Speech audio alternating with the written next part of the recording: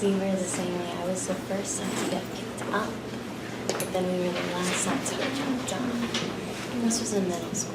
I never took it in high school. But in Good middle morning, school, everybody. it was like, Hopefully you're ready for another sunny day of organic chemistry with your host, me, Dr. White.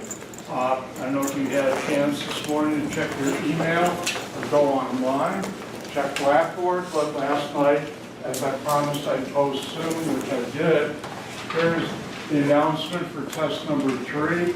It'll be given a week from tomorrow, which I believe is the 20th. I thought that's right. Test number 3 has 9 pages. There are 10 problems. Some of the problems are multiple choice, not multiple choice. As you will find out, I don't use those in my test. It will cover carboxylic acids, esters, carboxylate anions, amines, amine salts, quaternary ammonium salts, and heterocyclic compounds, which I'll get to today. And the point breakdown is general knowledge, 7 points, nomenclature, 38, reactions, 60. I think they're either 3 or 4 synthesis problems. I can't remember right now which is the right number. And it adds up to 105, so that means there's 5 bonus points. And if you have done the problem sets and do it correctly, you're in great shape for test number 3. And as with all my tests, any question on my test, I've covered the concept behind that question at least twice, lots of times in class. Also, all my tests are written such that if you have studied and practiced, it should take about 35 minutes or so. If you haven't, well, you have all day. So, any questions on test number 3? I'll be with you from tomorrow.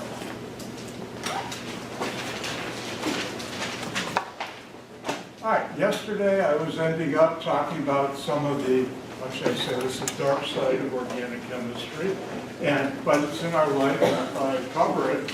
But the interesting thing is, if you look at this molecule, do you see lines and letters of an alphabet, or do you see functional groups? I see a lot of people smiling, so you can see functional groups. Think how far you've come. It's no longer something bizarre or strange, that's a molecule. It's an organic molecule. It turns out that molecule is called, common name, cocaine. And if you've watched the movies or TV, etc., or, it's been in the news for a lot, and it's a legal drug. It provides, I guess, some sort of high, as they said. Never had it, never planned on it. But I was years ago at a party in Evanston where there were a number of commodity brokers, and I found out most of them were high on cocaine all the time. Trading millions of dollars was very stressful, and that's how they really get stressed, which makes you think, I'm not going to let these guys touch my money.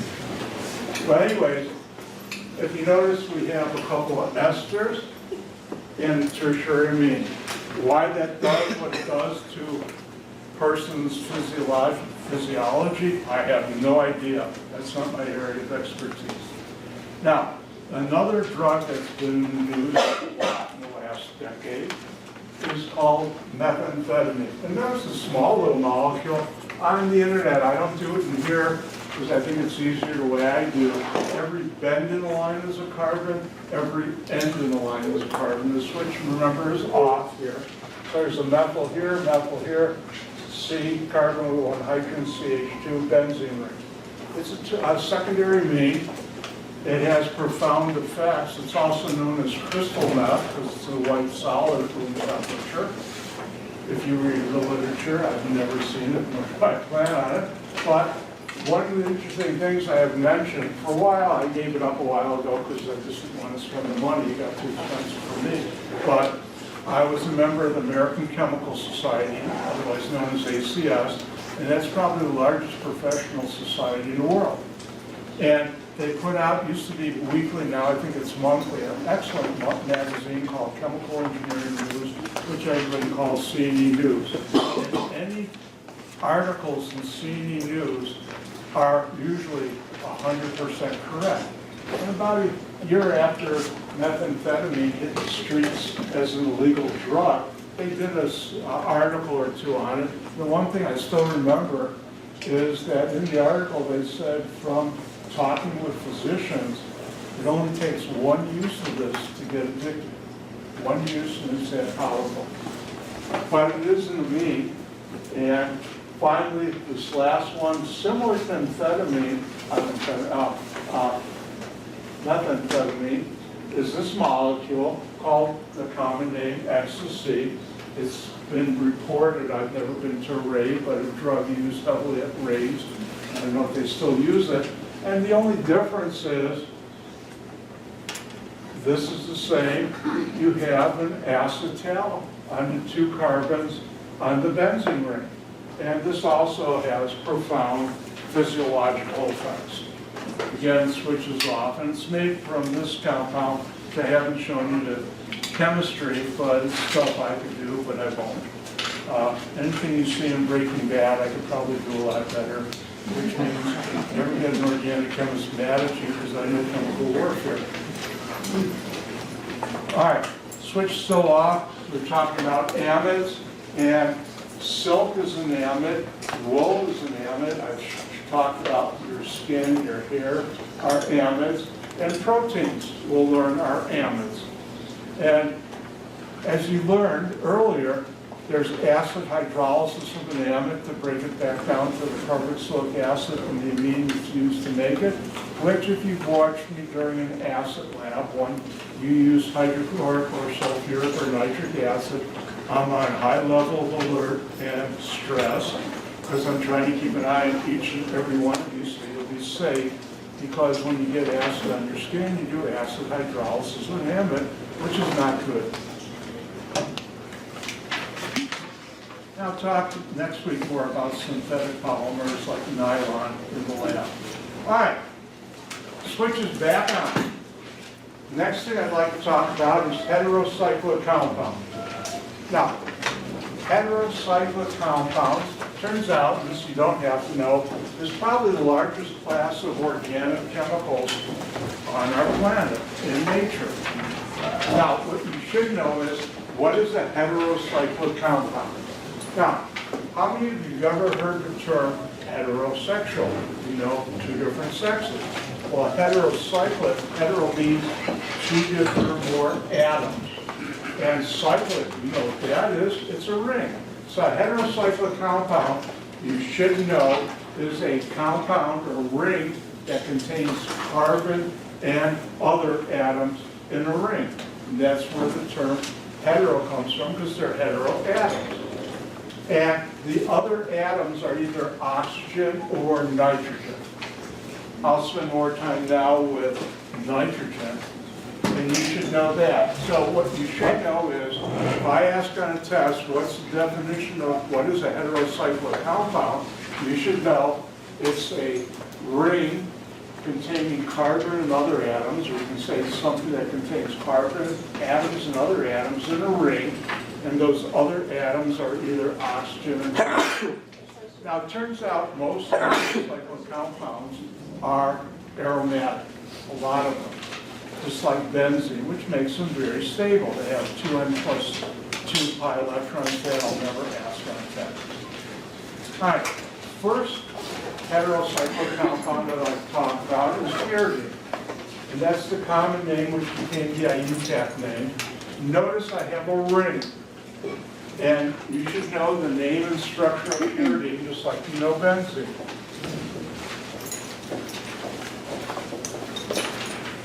Notice I have 5 carbons plus 1 nitrogen in the ring, 6 atoms. This is part of the ring, and this is called pyridine. Now, it's aromatic like benzene, but because it's with nitrogen, it affects the pi electrons, so it doesn't undergo, and this I won't ask, electrophilic substitution easily, but it's an amine, and amines have non-bonding pair of electrons, and those can undergo reactions. And if we look at this, let's remember this reaction.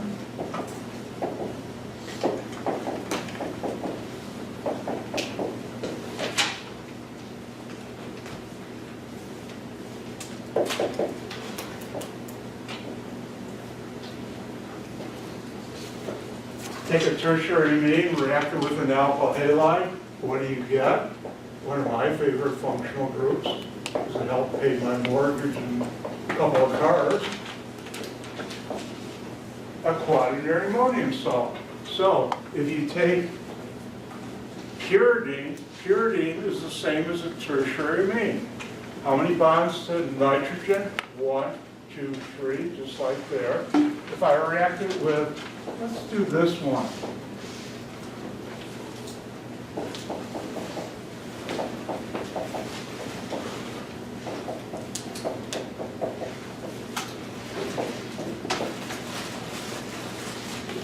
If I take this chloride, alpha chloride, react it with pyridine, what would be the product? Well, just like this attacks, this would attack the carbon with the halogen.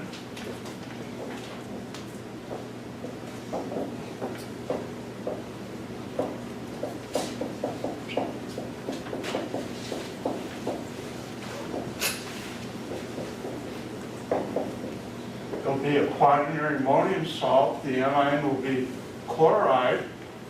This is called common name cetyl group. The common name for this is cetylpyridinium chloride. And if you remember, that's the quaternary ammonium salt that's in my mouthwash that keeps my gums from going bad or hurting me and killing any bacteria on them. So when you're learning this stuff, why am I learning this? Well, something as basic as pyridine is used to make things in our everyday life. How much more everyday can you get like mouthwash? And that's in scope and scope like mouthwashes. Now, the one bad thing about pyridine, it stinks. Not as bad as some thiols, but pretty bad. Certain smaller nitrogen compounds, especially heterocyclic, really are foul odors.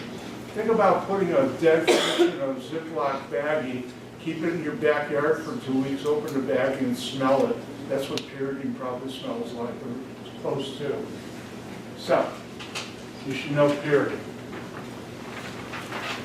So on a test, I can put this reaction, and I can also draw the structure of pyridine, or I could draw the structure and what's the name of this molecule.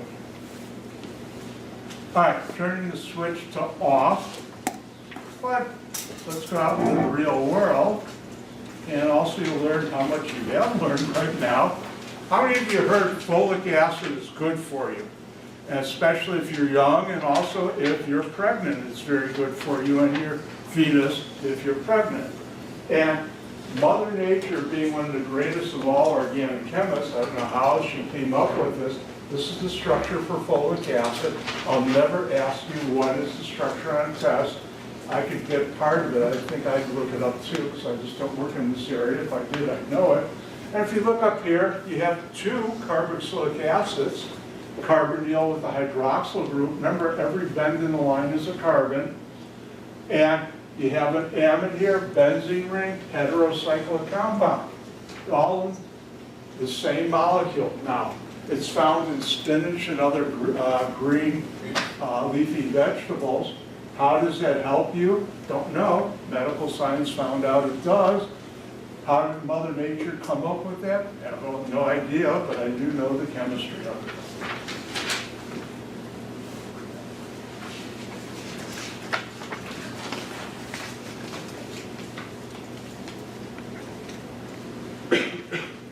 Now, another heterocyclic compound, the switch is still off, I gave you enough with pyridine, is called perol. And perol is, notice, a 5-membered ring.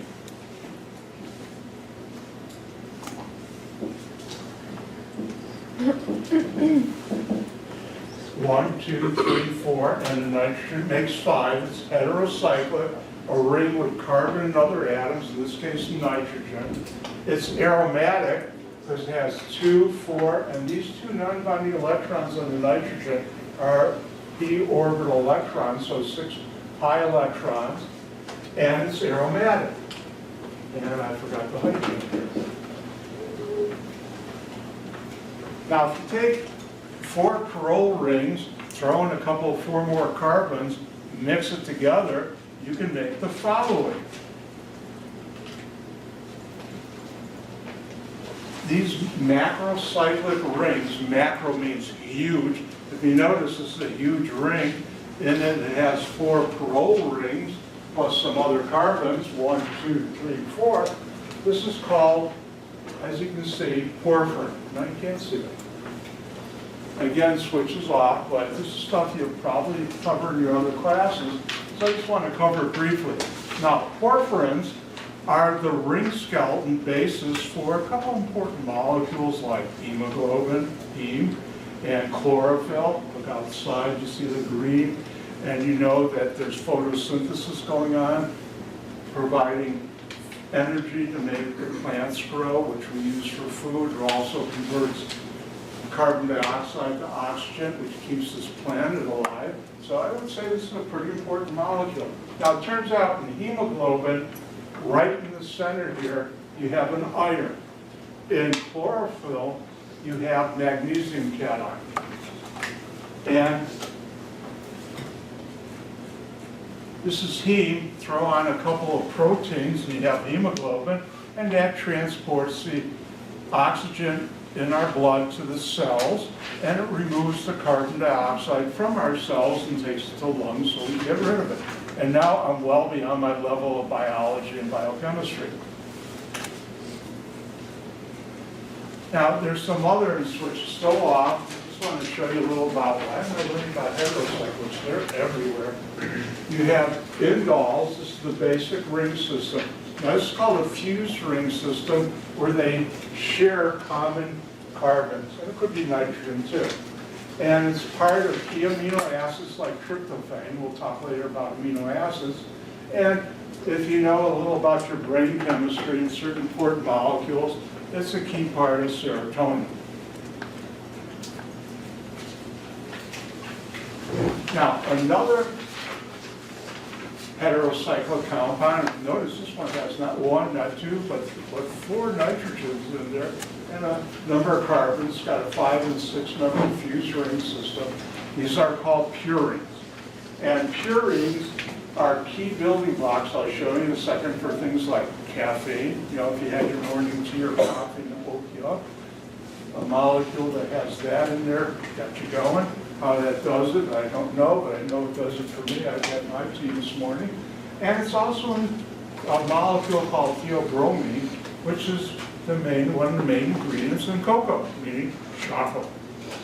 And it's also a key building block in some of your DNA and RNA. I wonder what that stuff is. Is that important? Yeah, I think so. All right, switch is still off. This is the structure of caffeine.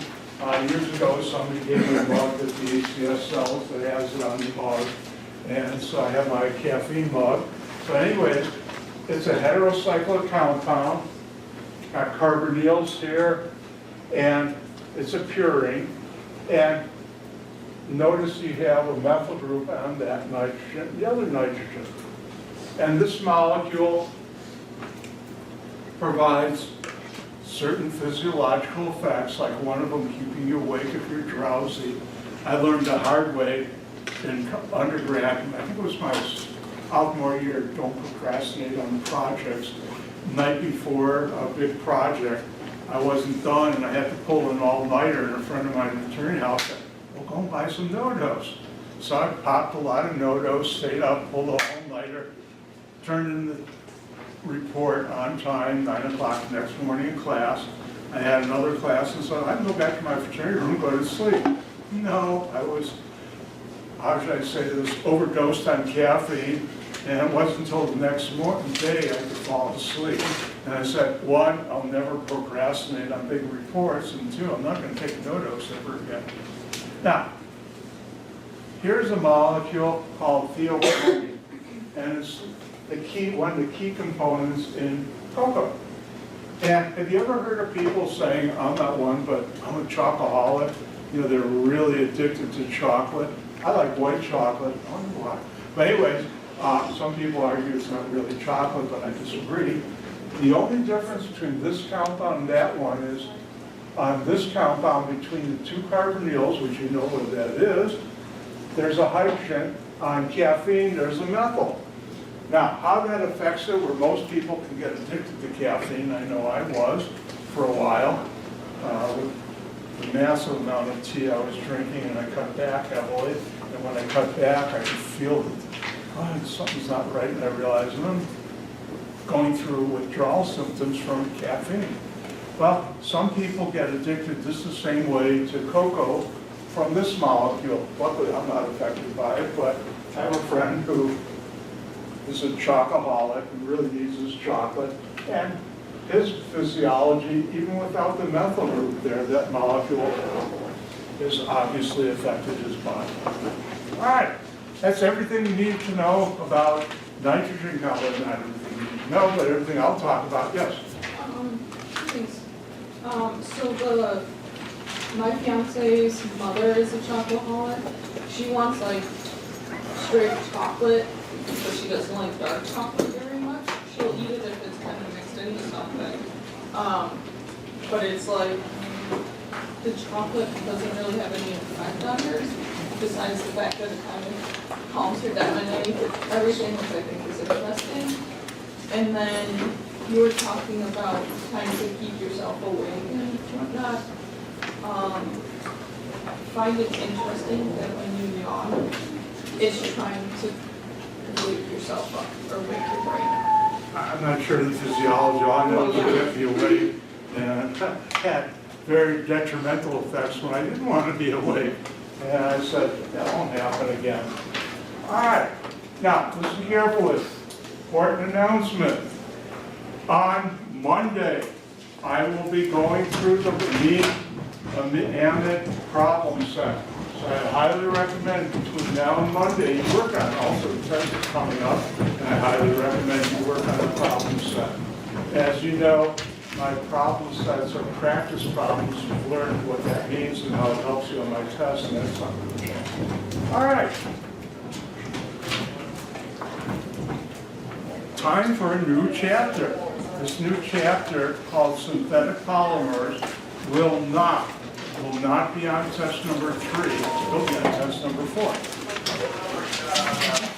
And I should tell you, to be honest with you, I could easily give a 2-semester graduate level course on polymers, synthetic polymers, and still not touch everything in detail. I'm going to cover everything in about 1.5 or 1 lecture. So I'm just giving a quick survey and so you can understand about polymers because they play an important role in our life. All you have to do is look around this room. This plastic, my glasses, the floor, what you're sitting on that's soft, those are all polymers. And even my shirt, but that's a natural polymer cotton. We'll talk about that later. All right, so this is polymers. Switch is on for test number 4. What's a polymer? Well, it turns out a polymer is a macromolecule. Macro means huge molecule, like maybe 1 million carbons on some of them. That's huge. We've only done small little molecules so far. And it's built by repetitive linking of smaller units called monomers. Now, I think most of you at one time in your life have seen a freight train. Probably got stopped at an intersection by a long freight train. And by the way, that's one of my hobbies, model railroading and railroading. My father got me into that one by the time I was about 4 or 5. But anyways, what's a freight train? It's boxcars linked together. A lot of them are the same shape and size. They may have different things in them, but essentially they're boxcars. You may throw in some tank wagons too. But think of a train as just something that's made up of individual pieces that are repeating. The boxcars. Well, a polymer is the same way, except the repeating unit is not boxcars, it's atoms and groupings of atoms. Now, something you should know, in polymer, poly is the Greek word for many. If you know anybody who's named Polly, they've heard that too many times. And mer means unit. So polymer means many units. Now, you should know that. The other thing is, what's a monomer? Mono means 1, mer unit, so the monomer is the repeating unit in a polymer, which you should know. So on a test, if I ask what's a polymer, macrocyclic molecule built by repetitive linking in smaller units called monomers. If I ask what's a monomer, you should know that's the unit, single unit made up, used to make a polymer.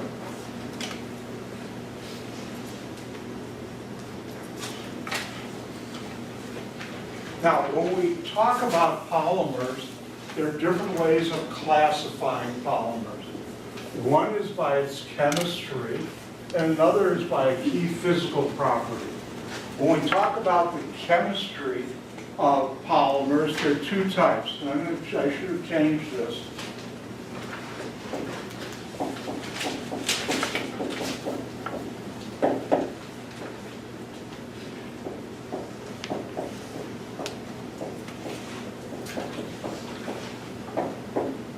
And those two types are addition polymers and condensation polymers. Now, addition polymers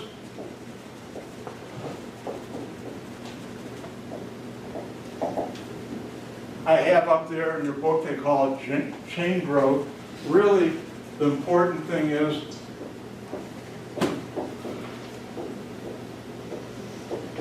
it has only one type of a monomer.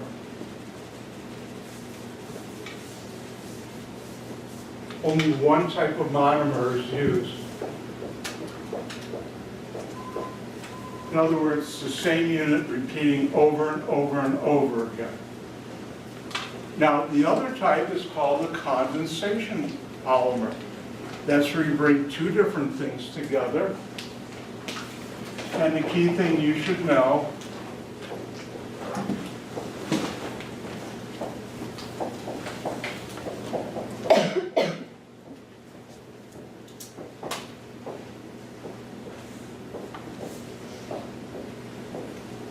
condensation polymer has two or more different monomers. So this is dealing with the chemistry, how you make a polymer. And if on a test I ask, what's a condensation polymer?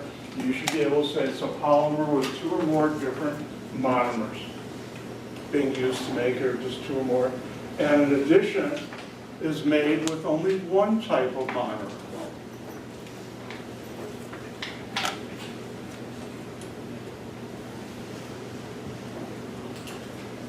Now, when we look at a key physical property, there are two types of polymers. And the first one is called thermoplastic. And thermoplastic is a polymer, once you make this macromolecule and shape it, it can be reheated and reshaped. What does that mean? Let's take a look. Oh look, I happen to have a polymer over here. It's called a plastic bottle. This is a condensation polymer. I'll talk later. It's made with two different monomers. And what do you know about these bottles? Well, you can recycle them. What does that mean? This has been made already.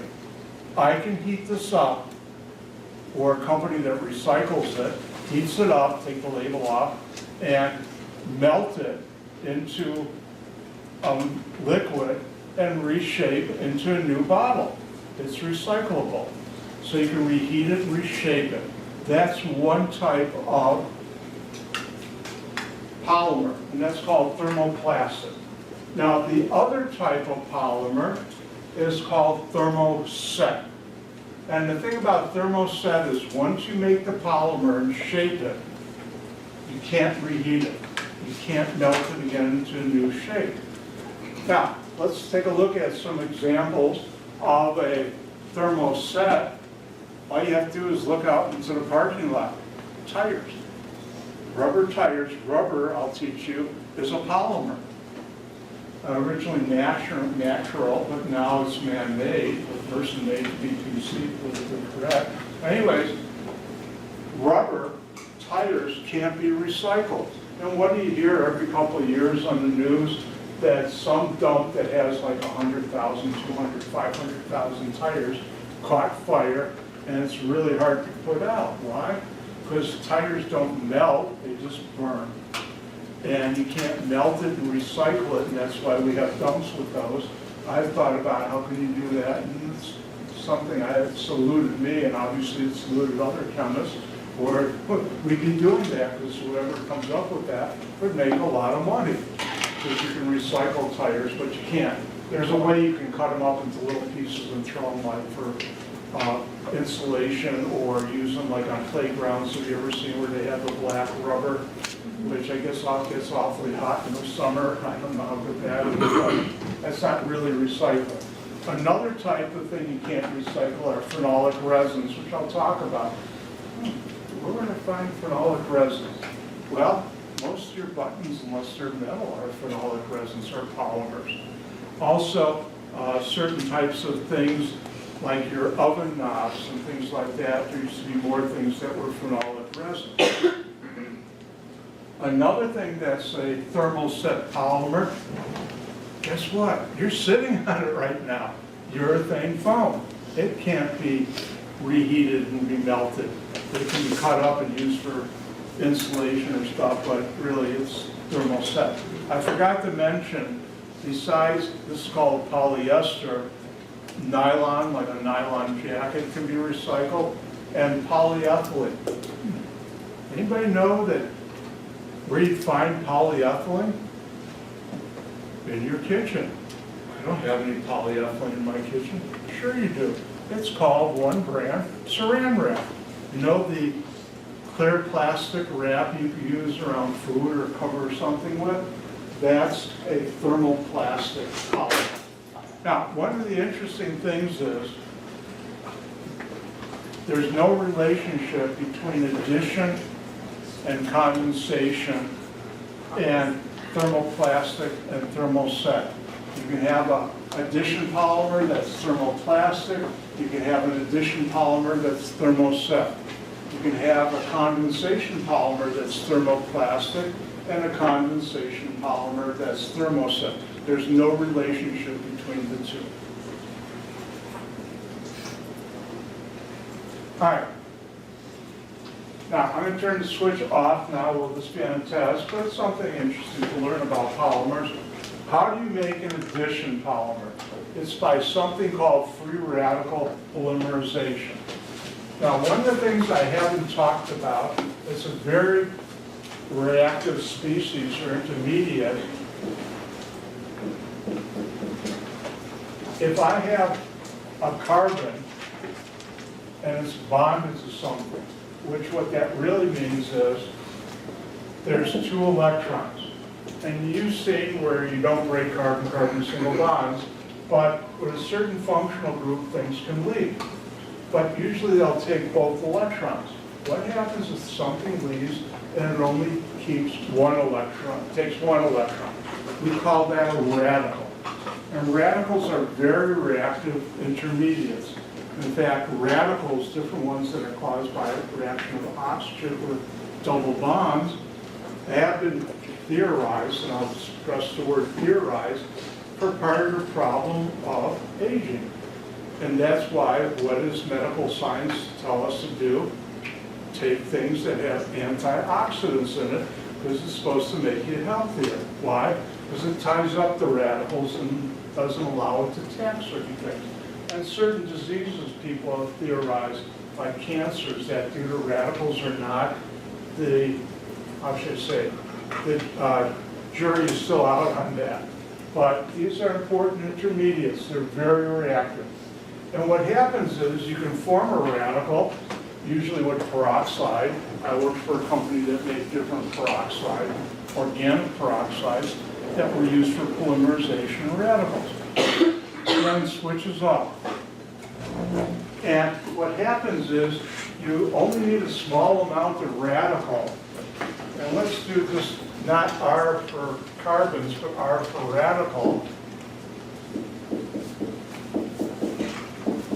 Again, switches off. For some reason, polymer chemists use what could be on one of the carbons, the letter Z or L.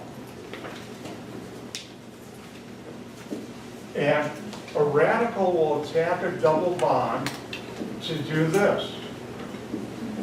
Make a new radical.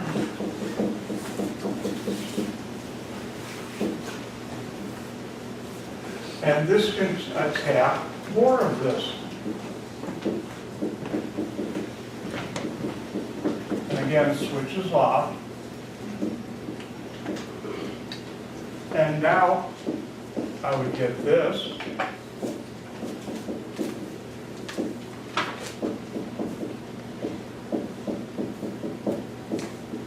And this is going to tap more of my, this is called a monomer. And you can do this a lot of times to have this repeating unit, and that's what makes up an addition polymer. And in addition polymers, the single molecules N is on the order of somewhere between 500,000 to 2 million. We're talking big.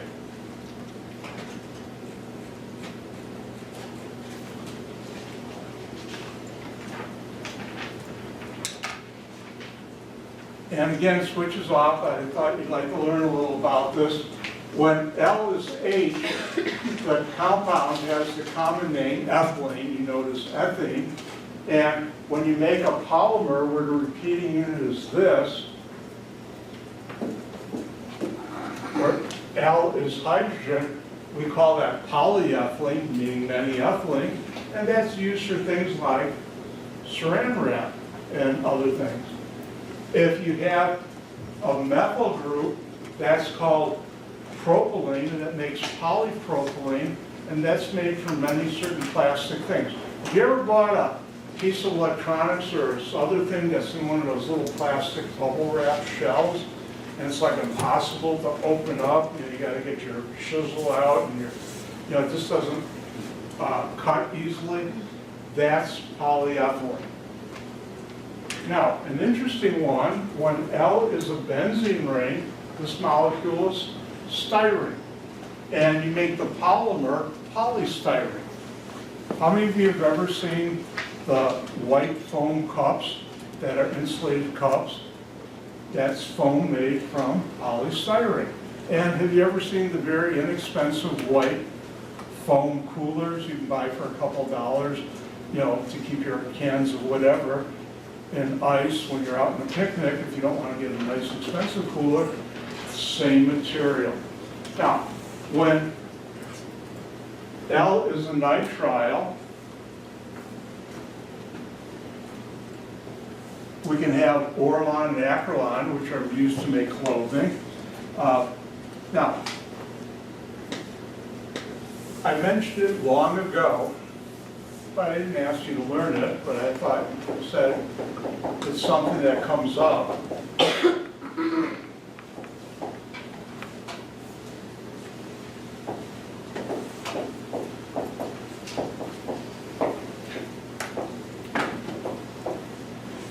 A double bond with two carbons, and that's it, as an alkyl group, a substituent, it's called a vinyl group. So some of these molecules like this, right here, are called vinyl acetate, and that makes polyvinyl acetate, which is used to make these vinyl floors.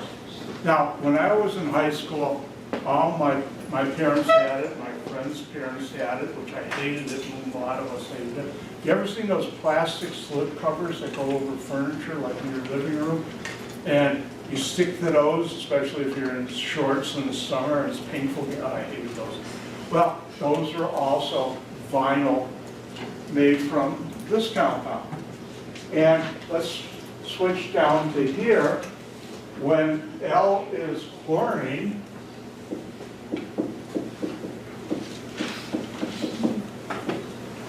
this is called vinyl chloride. When you mix and make a polymer this way, one name of that polymer is polyvinyl chloride, but that's been shortened to PVC. And if you look under your bathroom sink, you'll see the white pipes or other places in your house, and that's made from vinyl chloride, and it's a polymer, polyvinyl chloride. And the last one, instead of having hydrogens, if you have all fluorines, then you make the polymer where the repeating unit is CF2, single bond CF2, then a bond, and this repeats a million times. We call that Teflon. And that's what's used to make your no-stick pots and pans. So if you wonder why you're learning about organic, well, it's everything, even in your kitchen, your pots and pans.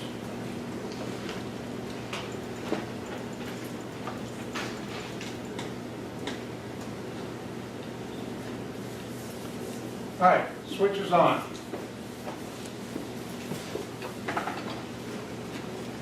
If you look at a polymer, think of it as a very long molecule, like a piece of string. And if I have a bunch of pieces of string or wire like this,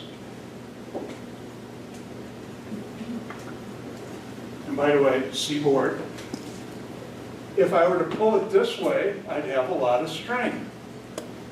But if I go like this, it's going to fall apart immediately. Well, that happens with polymers. So how do you make something that has stronger strength or physical properties? You link these chains together chemically. Somehow I bond them together. And this is called cross-linking.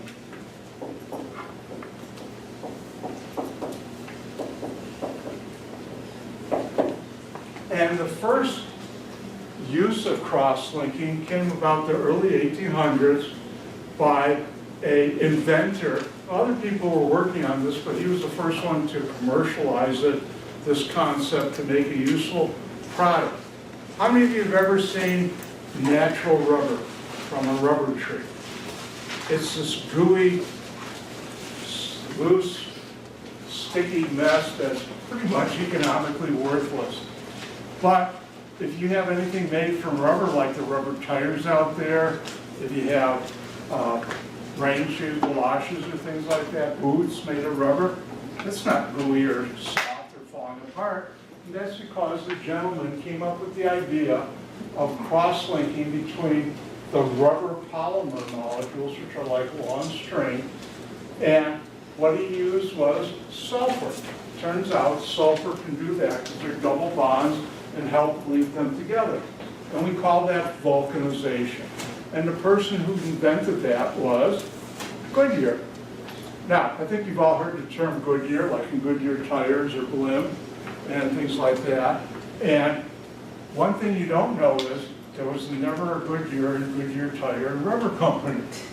And the unfortunate reason for that was Goodyear was an alcoholic. And around the 1800s, when he came out with this, a couple of very savvy businessmen said, wow, we can make a lot of money with that. And Goodyear said, yeah, you could. I don't know if he said that, yeah, you could, but they paid him back in the early 1800s a princely sum of, I think, $10,000, which in today's dollars is a tremendous amount of money, to one, have complete use of his invention and his name, because people knew his name. And there was never a Goodyear and Goodyear Rubber and Tire Company. And the unfortunate thing is, he drank away all his money and died poor. Now, have you ever smelled rubber burning and it stinks? That's because of sulfur in there for cross-linking. All right, quick review again. Condensation polymer made with 2 or more different monomers. Each monomer, in order to connect things together, unlike with an addition radical polymerization, you need molecules that have at least 2 functional groups in it. And these are usually molecules that the functional groups you make of these polymers are usually amides or esters. And some other examples are urethanes, phenol reacting with formaldehyde, called phenolic resins, which I worked in. I worked in urethanes, and epoxy resins use an epoxy group. But you should know the first line, what is a condensation polymer?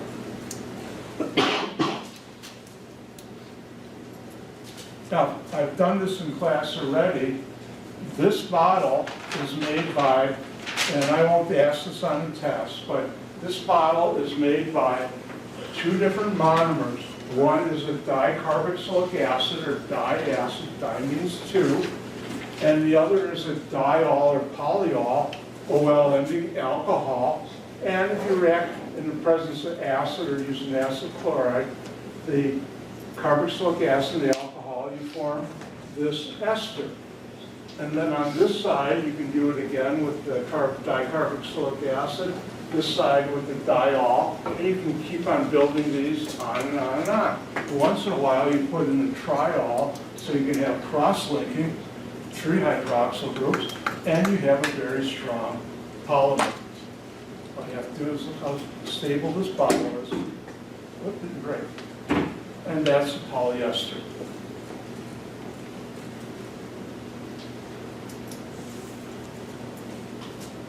Now, the other type of polymers that's very common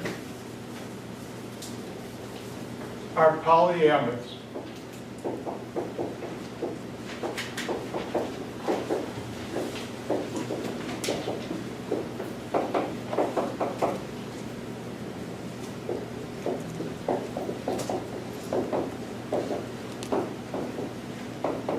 A reaction you should know for now, a week from this Thursday, is you take a carboxylic acid reactor with an amine, and you can make an amide. Now, it turns out, instead of having OH here, you have a chloride. These are called acid chlorides, and they're very reactive. And they work just the same way as carboxylic acids, but very, very reactive. And you want things in polymers to go quickly, and this will do it.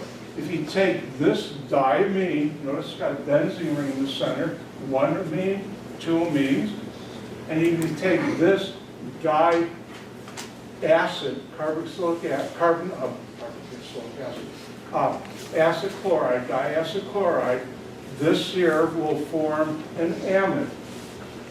And each side can react and react, and the repeating unit is this amide. And N is on the order of, I don't know, million. And because the benzene rings are flat, this molecule is very strong and very stiff. And it has a name, common name, trade name actually, Kevlar. And that's used, that polymer is used to make bulletproof vests for our police.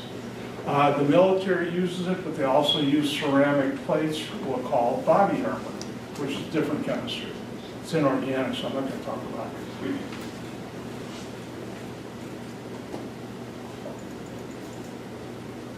Now, next week, you'll be doing a lab that I wrote for making, you'll be making 2 polymers. It's a lot of fun. And one of the polymers you're going to make is called a polyurethane polymer. Now, polyurethane, one of the monomers is called isocyanate. And it's a functional group, which I really don't have time to talk to, that I know quite well. It's used to make many things. If you have a diisocyanate or polyisocyanate, it's used to make urethanes. And if you notice, if I use my magic chemistry hand, again, switches off, oh look, carbonyl. I know what a carbonyl can do. It can react with, for this like a carboxylic acid with an alcohol. And that's what it does. Unfortunately, this reacts very quickly with other alcohols and also water. And one of the biggest tragedies in the chemical industry in the last 100 years happened in a place called Bhopal, India, where R was a methyl and that isocyanate was used to make a pesticide. And someone got water in that tank, it blew up, it released this isocyanate, which will react with things in your lungs, and killed about 10,000 people, and I don't know how many 100,000 people severely injured. And it was a tragedy. And I remember waking up hearing my clock radio saying, going on to the news and saying, accident in Bhopal happened with methyl isocyanate, and I'm half asleep, and I'm thinking, why didn't you got water in that tank? And that's unfortunate. With that, I'll let you out a whole 40 seconds early. We're going to finish up polymers tomorrow.